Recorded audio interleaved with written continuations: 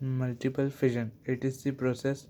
In this process, the parent body divides into many daughter organisms. For example, plasmodium. इस process में एक parent body जो है बहुत सारे डॉटर सेल्स में डिवाइड हो जाता है, इसलिए और उसका एग्जांपल है plasmodium. Sporulation. When the products of multiple fission individually surrounded by resistance covering cyst before they release from the parent, the process is called sporulation.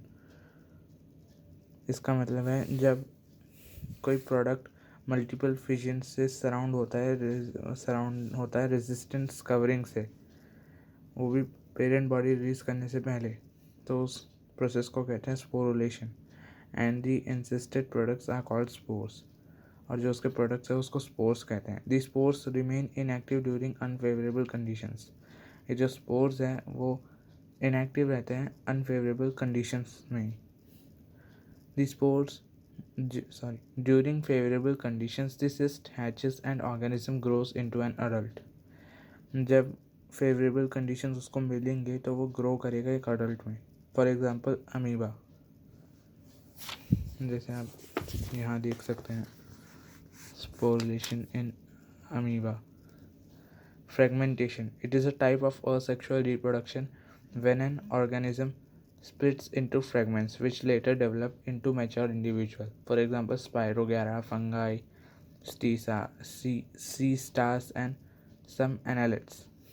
Fragmentation. ये एक asexual mode of reproduction type है इसका. Organisms जो है fragments में divide हो जाते हैं.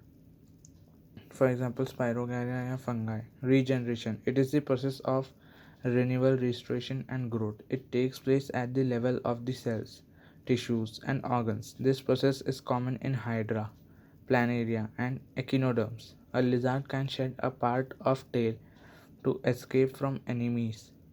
Grasp and the tail can regenerate later. In case of humans, liver can regenerate. Regeneration. जैसे कि प्लानेरिया का अगर हम कोई सा भी ऊपर या नीचे या बीच का पार्ट काटते हैं तो वापस रीजनरेट कर जाता है. Budding. In this process a daughter organism is form from a small projection the bud rising from the parent bud body. वो दो टाइप के होते हैं. एक तो होता है exogenous budding, for example hydra yeast है, और एक होता है एंडोजीनस बडिंग जिसका एग्जांपल है स्पॉन्जिला. हम यहाँ देख सकते हैं हाइड्रा कैसे ग्रो करता है और यहाँ पे स्पॉन्जिला कैसे ग्रो कर रहा है. नेक्स्ट पे चलते हैं. Zoospores and Conidia. Members of the kingdom fungi and algae reproduce to zoospores and conidia are found in Penicillium and Aspergillus. Zoospores और जो Conidia है वो एक फंगाई किंगडम में आते हैं. एल्गाई रिप्रोड्यूस होता है. Zoospores और फॉर्म ऐसे याद रखना है, बहुत कम पूछेंगे.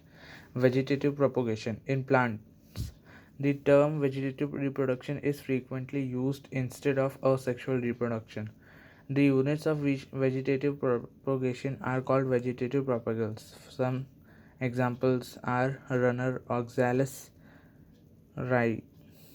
rhizome, ginger eyes or tuber potato, bulbils, agave, offsets, water hyacinth, bulbs, onion, garlic, leaf buds, bryophyllum, sucker, mint.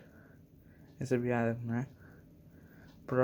Vegetative propagation जो है एक वेजिटेटिव रिप्रोडक्शन होता है, उसमें भी असेक्सुअल होता है लेकिन वो उसको वेजिटेटिव प्रोपोगल से होता है, इसलिए उसको नाम वेजिटेटिव प्रोपोगेशन रखा हुआ है.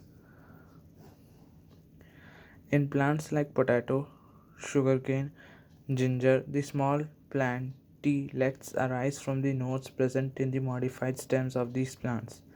जैसे आप यहाँ देख सकते हैं. When the roots come in contact with damp soil or water, जब कोई उसके roots contact पे आते soil या water के, they produce roots and new plants. Similarly, adventitious buds arise from the notches present at margins of leaves of bryophyllum. इसका आई of potato है example, और इसका ब्रायोफिल्म है, आप देख सकते हैं यहाँ पे नॉचेस में आते हैं।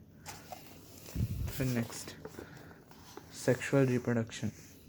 All organism show remarkable similarity in the events of sexual reproduction. Although this is vast difference in their reproductive structure, the main events of